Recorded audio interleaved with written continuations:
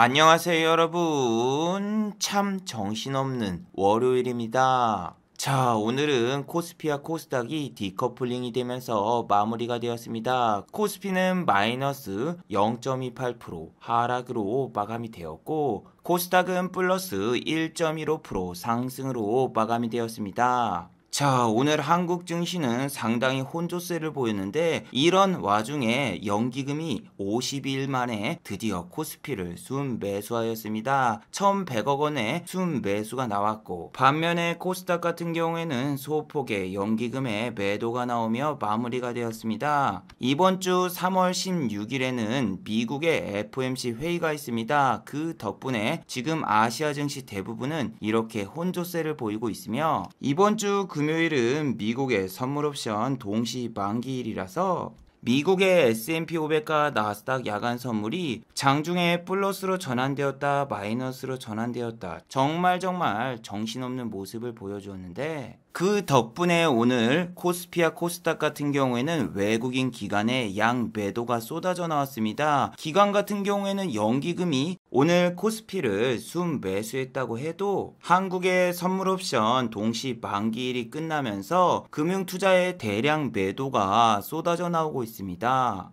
특히 지난주 외국인 투자자들도 선물옵션 동시 만기일주에 대량으로 코스피를 매수했지만 오늘은 다시 매도로 돌변을 하였고, 삼성전자와 하이닉스를 이렇게 대거 매도하는 모습을 보여주었는데, 자, 과연 이번 주 한국 증시는 어떤 모습을 보여줄까요? 미국의 선물옵션 동시 만기일로 인해서 한국 증시는 다시 한번 하락하는 모습을 보여줄까요? 아니면 또 외국인과 기관의 순매수가 들어오면서 한국 증시는 또 한번 상승하는 모습을 보여줄까요? 오늘 이 시간에 한번 알아보도록 하죠. 자, 지금 시각이 3시 43분입니다. 시간의 단일가, 유럽장, 미국장, 그리고 야간 선물도 다 끝나지 않았습니다. 그래서 매까지는 배제를 해보고 진행해 보도록 하겠습니다. 자, 그럼 먼저 해외 시황과 국내 시황, 그리고 오늘의 특징주를 한번 살펴보도록 하겠습니다. 자, 그럼 먼저 해외 시황입니다.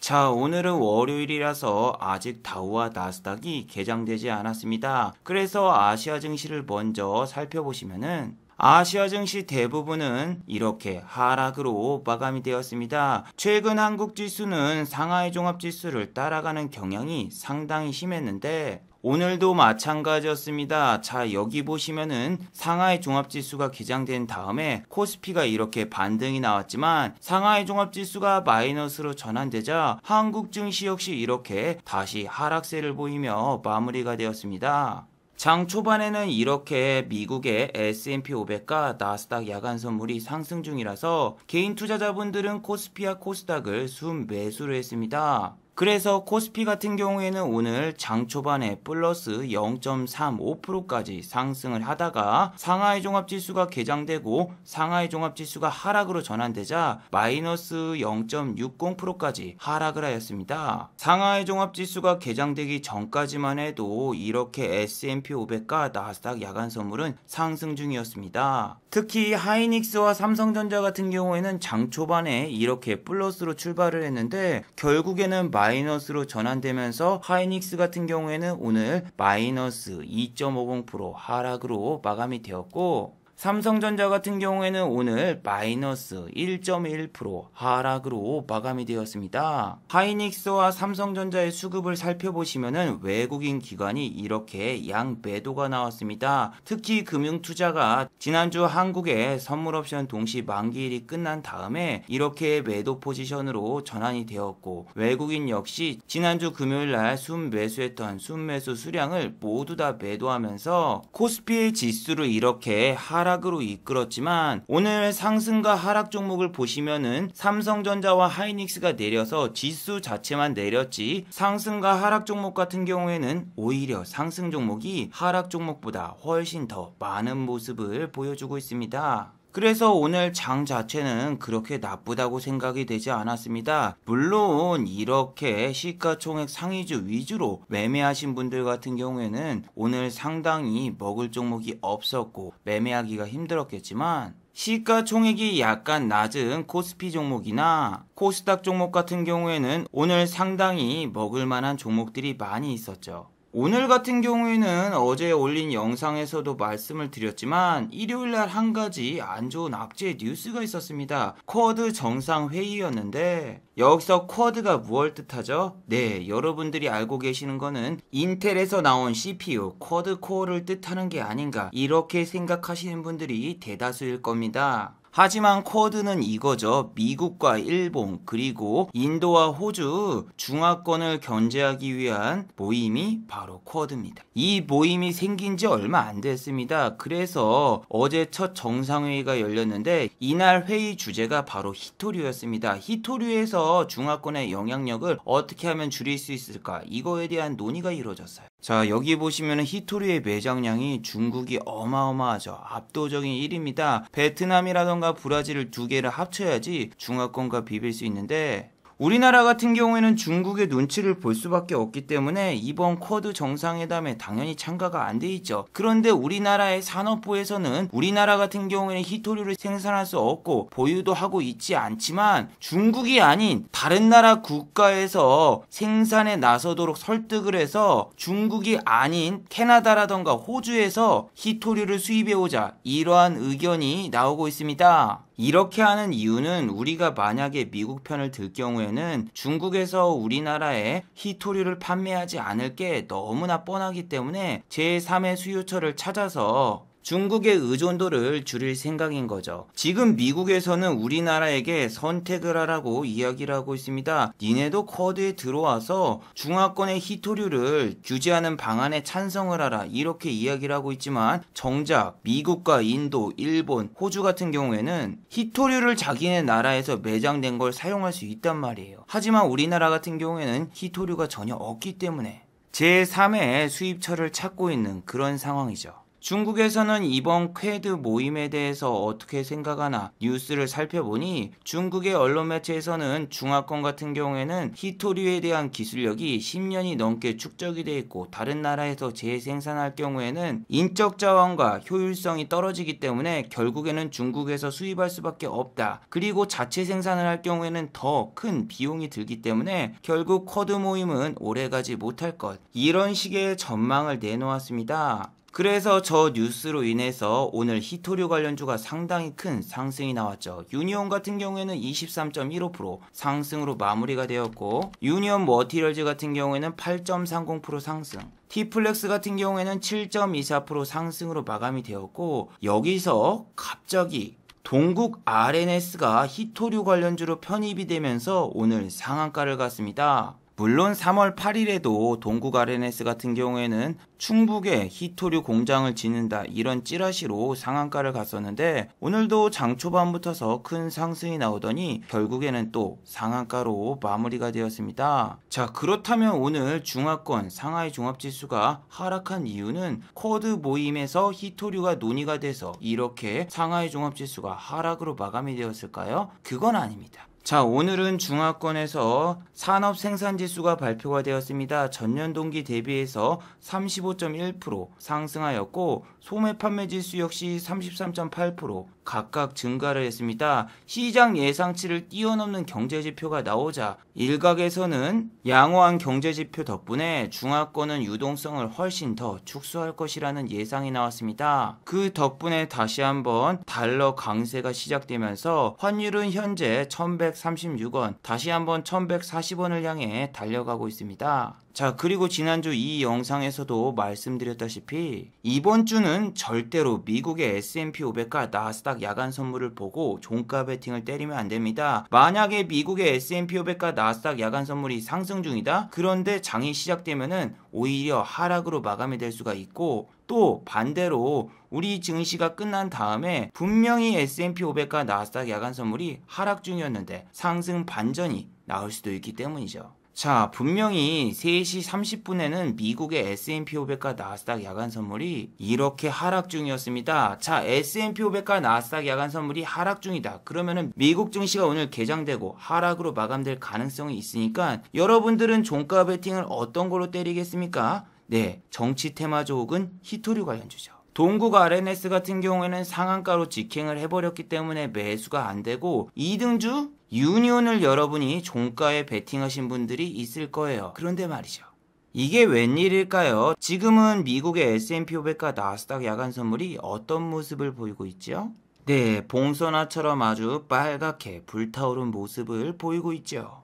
자, 그렇다면 유니온이라던가 유니온 머티리얼즈, T플렉스, 거기다가 동국 RNS 같은 경우에는 지수가 내려야지 오르는 종목이죠. 그런데 지수가 내려도 이런 동국 RNS 같은 경우에는 상한가를 말았으니까 시간의 단일가에서 이렇게 상한가가 풀리거나 그러진 않습니다. 하지만 2등주인 유니온과 유니온 머티리얼즈 같은 경우에는 어떤 모습을 보여줄까요? 오늘 23.15%까지 상승했던 유니온 같은 경우에는 시간의 단일가에서 이렇게 마이너스 1.42% 하락으로 마감이 되었고 3등주인 유니온 머티리얼즈 역시 시간의 단일가에서 이렇게 마이너스로 마감이 되었습니다. 그리고 내일 모레 미국의 FOMC 회의도 있기 때문에 이날 과연 어떤 이야기가 나오느냐에 따라서 미국의 국채 금리가 변동성을 보이겠죠. 현재 같은 경우에는 미국의 국채 금리가 거의 사상 최고가에 근접을 하였고 미국의 국채 금리가 상승하자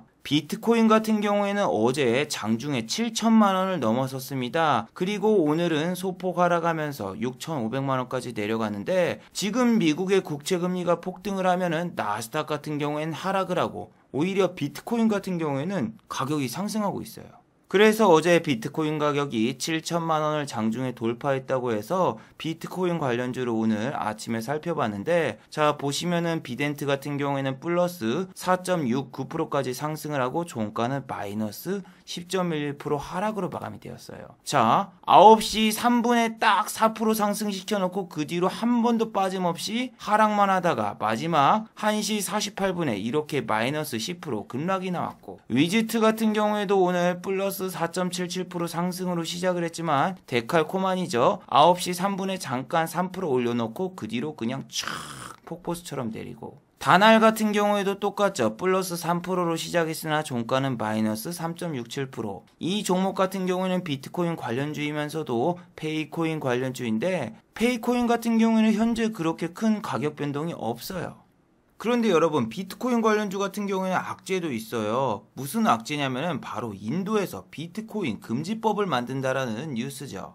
자 뉴스를 살펴보시면은 인도가 비트코인만 가지고 있어도 처벌하는 법안을 검토하고 있다라고 뉴스가 나왔습니다. 영국 로이터 통신에서 나온 뉴스인데 이 암호화폐 금지법 같은 경우에는 최대 6개월까지 청산기간을 준 다음에 만약에 그 뒤로 비트코인을 가지고 있다? 그러면은 벌금을 부과할 거래요. 그리고 채굴과 보유까지 동시에 맞기 때문에 비트코인이 장중에 7천만 원을 돌파했다가 갑자기 급락이 나오고 말았죠. 자, 그런데 여러분 저런 뉴스를 보면은 아 인도 애들 정말 너무하다. 아니 왜 비트코인 저런 걸 규제하고 막어?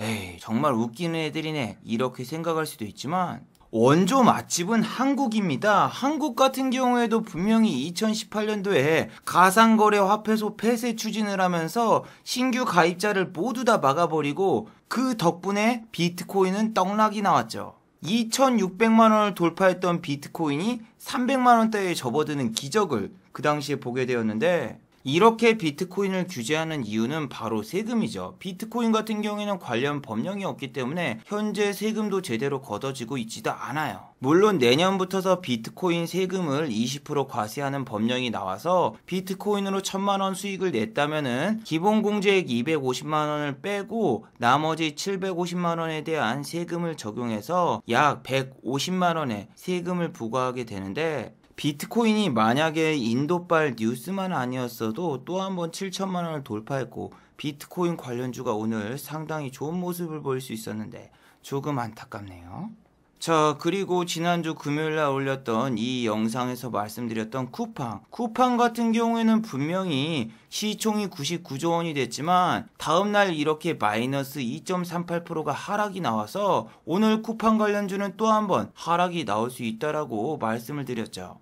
네, 당연히 오늘 쿠팡 관련주는 무더기 하락이 나왔습니다. 지난주에 이어서 KTH 또 마이너스로 마감이 되었고 오늘은 마이너스 6.30% 하락. 동방 같은 경우에도 마이너스 13.32% 급락이 나왔고 쇼박스 역시 마이너스 6.75% 하락으로 마감이 되었습니다. 지난주에 가장 크게 하락했던 KCTC 같은 경우에도 마이너스 9.71% 하락. 그래서 여러분들이 테마주를 잘못 잡으면은 순식간에 손실이 어마어마하게 불어날 수 있는 게 지난주에 분명히 이 종목 같은 경우에는 장 초반에 19.02%까지 상승을 했고 오늘 마이너스 9.71%까지 하락했으니까 위에서 잘못 잡았다면은 손실이 얼마입니까? 벌써 마이너스 40%입니다. 이게 여러분 쿠팡이 지금 보시면은 48달러인데 처음 상장했을 때 60달러가 넘었었죠. 69달러까지 올라갔었는데 여기서 여러분 한 가지 재밌는 사실이 있어요. 자, 이거는 미국의 트위터인데 이분들은 전부 다 미국인이고 여기 써진 글들은 번역기를 통해서 번역된 글들입니다. 자, 쿠팡을 사신 외국인 투자자분들의 트위터입니다. 글들을 읽어보면 정말 황당하죠. 미국인들이 쿠팡을 사서 바로 물렸어요. 왜냐면은 쿠팡은 장이 시작되자마자 3분 만에 바로 50달러 밑으로 내려왔기 때문에 아침에 사신 분들은 대부분 물렸죠. 그래서 쿠팡이 100달러 이상 가기를 정말 기원합니다. 이렇게 트위터에 글을 쓰고 있습니다. 그리고 한국 같은 경우에는 지금 오전 9시 44분이고 한국인들은 곧 쿠팡을 매수할 겁니다. 그렇기 때문에 우리 65불에서 70달러에 물려 계신 분들은 내일 탈출할 수 있습니다. 이렇게 글을 올리신 분들도 있고 본인의 평단가를 공개하시는 분들이 있죠. 60.60달러에 샀다. 나는 운이 매우 좋다. 나는 아직까지 버틸 수 있는 여유가 있다. 이렇게 쓰신 분도 있고 나는 500주를 샀고 평균가는 52.65달러에 샀다. 이렇게 평단가를 공개하시는 분들도 있습니다. 그리고 또 쿠팡에 대해서 토론하시는 분들도 있죠. 쿠팡은 한국의 아마존이다. 아마존 프라임이라고 실제로 여러분들이 쓰시는 로켓 배송 같은 경우에는 예전에 아마존 프라임에서 미리 하고 있던 서비스예요.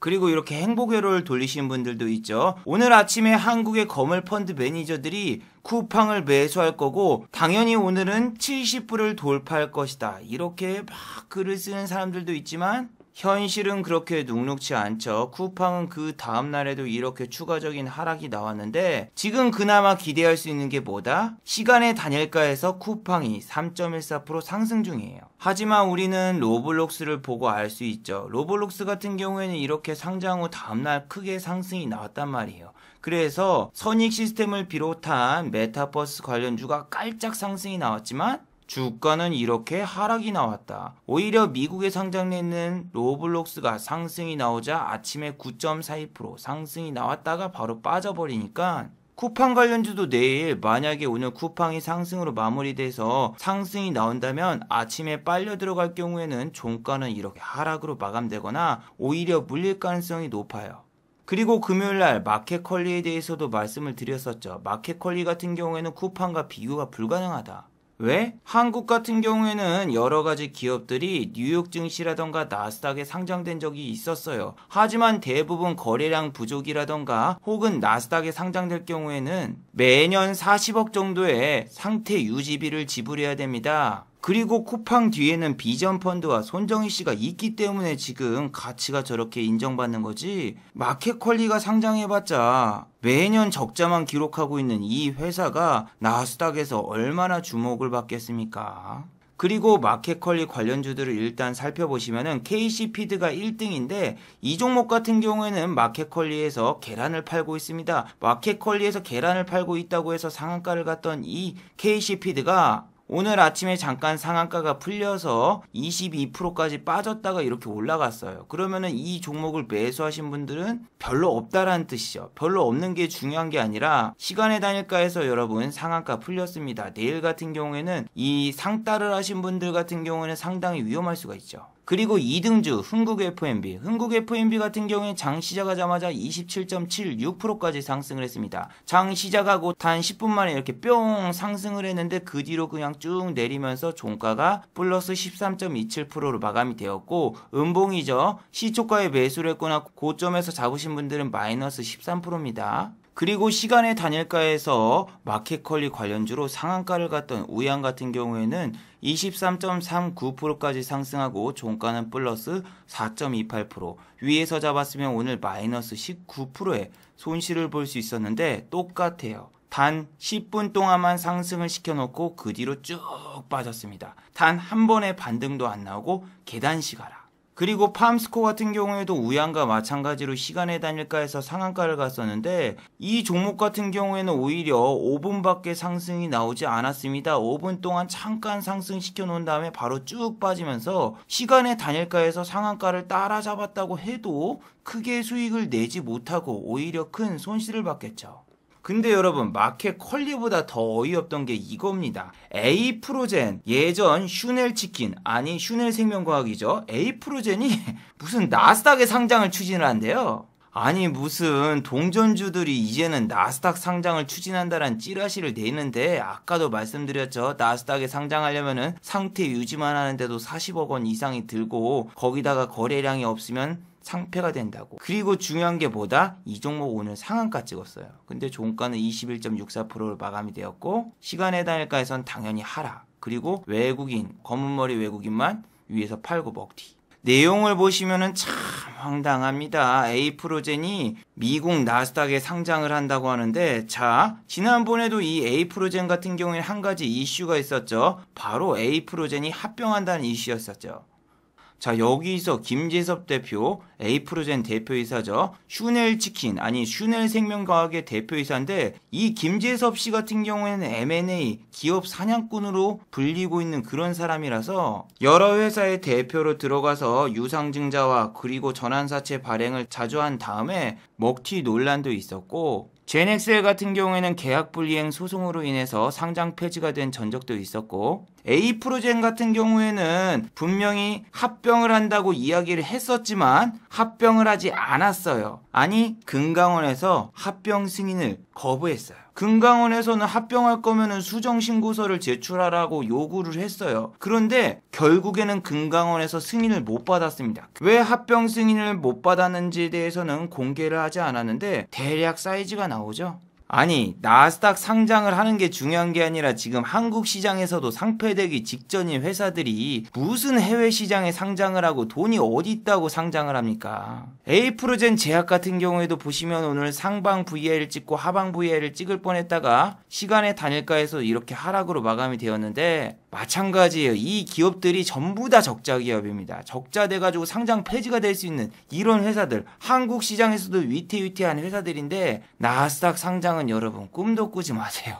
아니 무슨 야놀자부터 시작해가지고 우리나라 모든 기업들이 나스닥이랑 뉴욕 증시에 상장한다는 찌라시를 내보낸 다음에 주가를 올리는데, 그런 주식들이 대부분 동전 주고 적자 회사입니다. 이건 정말 심각한 거예요. 아니 숙박업체, 예약 서비스 업체인 야놀자 같은 경우에도 미국에 가면은 5조 원 이상 가치를 인정받을 수 있다, 뭐 이런 이야기가 나오는데, IPO 상장 주관사나 아니면 지분을 갖고 있는 이런 창투회사 같은 경우에는 오늘 상한가를 갔습니다. 아주아이비 투자 같은 경우에는 오늘 상한가를 갔고, SBI 인베스트먼트 같은 경우에는 오늘 22.33% 상승. 제가 광고를 찍었던 하나투자증권 같은 경우에는 이렇게 우선주가 7.60% 상승을 했는데, 저는 증권주가 최근에 동학개미들로 인해서 거래량이 많이 늘어났고 또 시장에서 증권주가 실적이 좋을 것이다, 이런 걸로 오른 줄 알았는데, 키움증권이 내렸는데 하나투자증권이 올라서 확인을 해보니까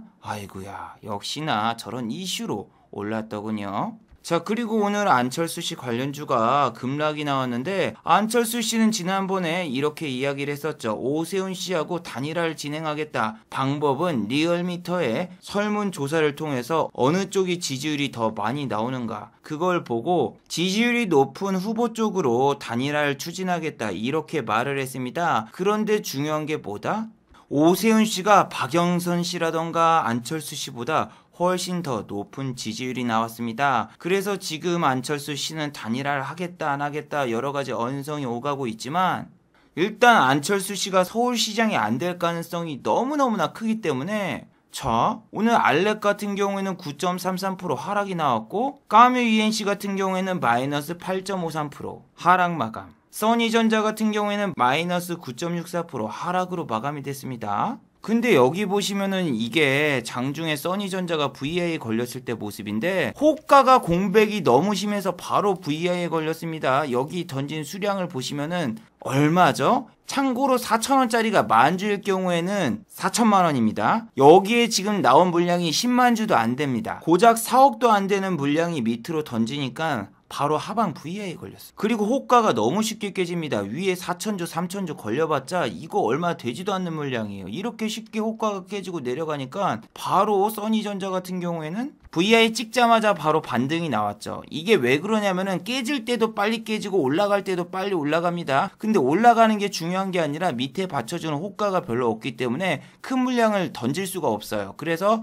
전체적으로 우하향을 하면서 계단식 하락이 나왔고 결국에는 종가 최저가로 마무리된 게 써니전자. 수급 같은 경우에는 외국인 기관 수급을 보시면은 개인만 샀죠. 근데 하방 VI에 걸렸을 때 여기 보시면은 분명히 수급이 들어옵니다. 10만 주에서 20만 주 가까이 외국인이 매수로 장중에 잡혔고 그걸 보고 개인 투자자분들이 아 이거 개미털기구나 하면서 매수에 따라 붙으니까 위에서 다 던져버리면서 종가 최저가 마무리. 그래서 프로그램 매수 들어온다고 해서 여러분들이 따라 들어가면 어떻게 된다? 네, 그냥 때려 맞습니다. 그리고 반대로 오세훈씨 관련주 진양산업이라던가 혹은 진양화학 같은 경우에는 이렇게 급등이 나왔죠. 자, 진양산업 같은 경우에 상한가를 못 찍었어요. 근데 시간의 단일가를 보시면은 뾰로롱 상한가를 찍어버렸습니다. 그래서 정치 테마주가 이렇게 무섭습니다. 정치 테마주에 물려가지고 언젠간 탈출할 자리가 나오겠지 기다렸는데 후보 사퇴를 하거나 혹은 단일화해서 밀려서 이렇게 그냥 급락이 나오고 그대로 그냥 주가가 꼬라 박으면서 더 이상 회복하지 못할 가능성이 높은 게 정치 테마주예요. 그리고 오늘 투신들이 대량 매수한 종목들 조심하세요. 여기 보시면은 SBI 인베스트먼트 같은 경우에도 지난번에 투신이 이렇게 사고 그 다음날 한 주도 빠짐없이 다 팔았죠. 내일 또 팔 겁니다. 이 사모하고 투신 같은 경우에는. 자, 그리고 하나투어 같은 경우에는 오늘 3.46% 상승이 나왔습니다. 오늘은 레저, 스포츠, 호텔, 카지노 이런 주식들이 많이 상승을 했죠. 자, 드디어 호텔신라 오늘 4.06% 상승이 나왔습니다. 근데 진짜 열받는 게 지난주에 호텔신라를 3번 들어가서 3번 다 손실을 보고 나왔는데 오늘 움직이네요. 근데 괜찮아요. 왜냐면 얘 오늘 4% 움직이는데 정말 느려 터졌더군요. 제가 호텔신라나 이런 강원랜드 같은 경우에 봤는데 보세요. 10시 10분에 한번 상승 나왔다. 그 뒤 계속 횡보. 아무것도 안 나왔어. 이게 끝이야. 아침에 얘는 이쪽에서 먹고 그냥 빠졌어야 돼요.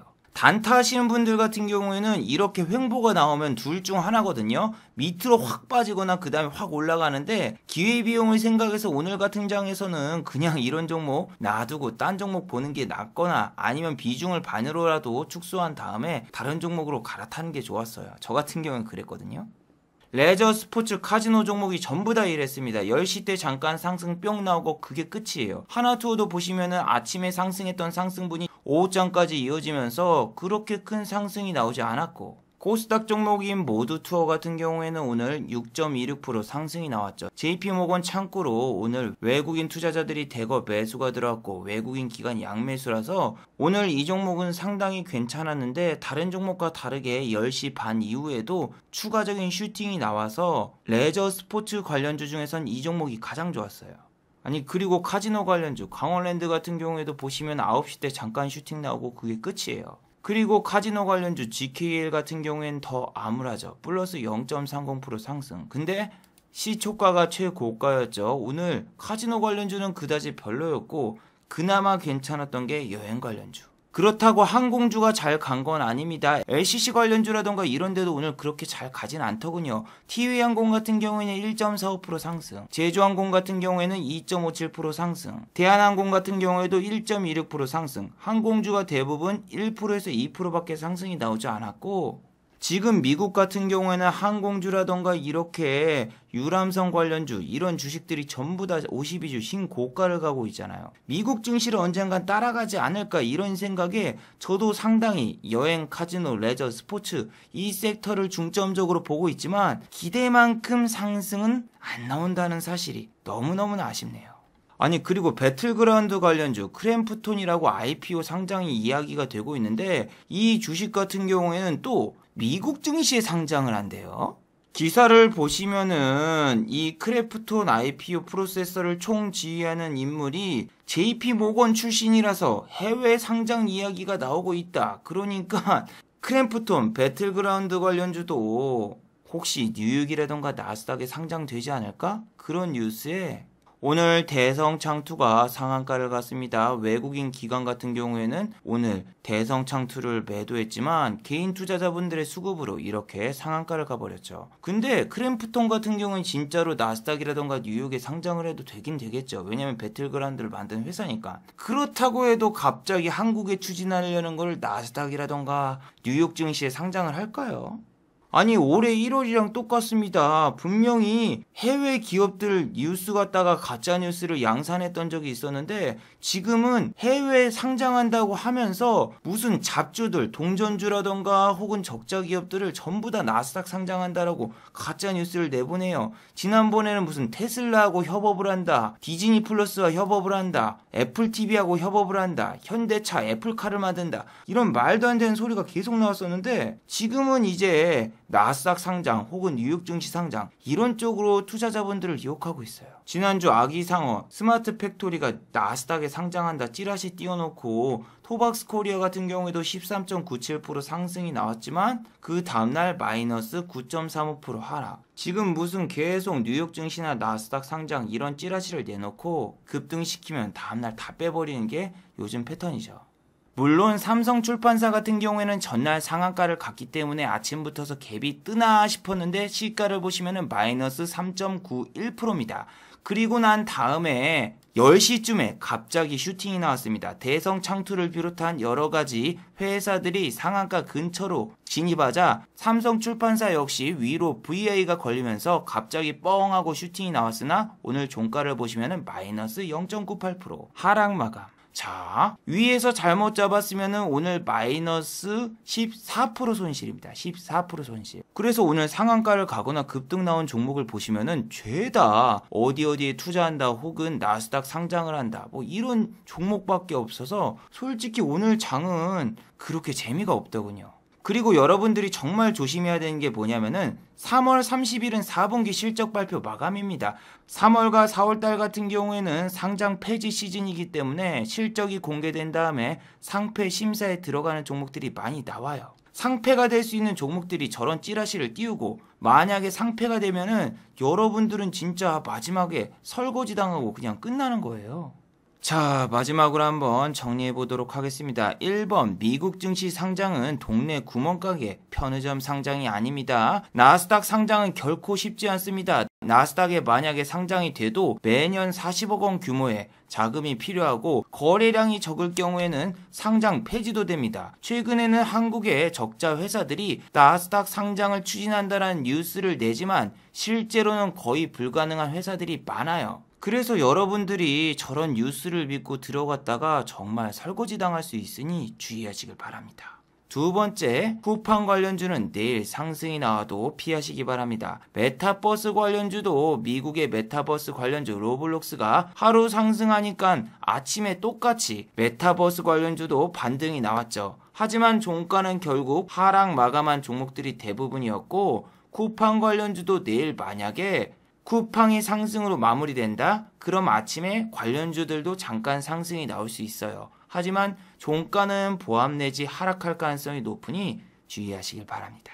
자, 유튜브 광고도 끝까지 시청해주시면 정말로 고맙겠고 좋아요와 구독하기도 많이 눌러주시면 정말로 고맙겠습니다. 아, 그리고 또 어제 생방송 전에 저를 후원해주신 정말 고마운 분들이 계셨네요. 네, 제 유튜브 영상 밑에 있는 투네이션 후원하기 버튼을 눌러주시면 저를 후원해주실 수 있는데 오봉자님, 박경현님 후원 정말 감사드립니다. 특히 오봉자님은 15,000원이나 후원해 주셨네요. 정말 감사드립니다.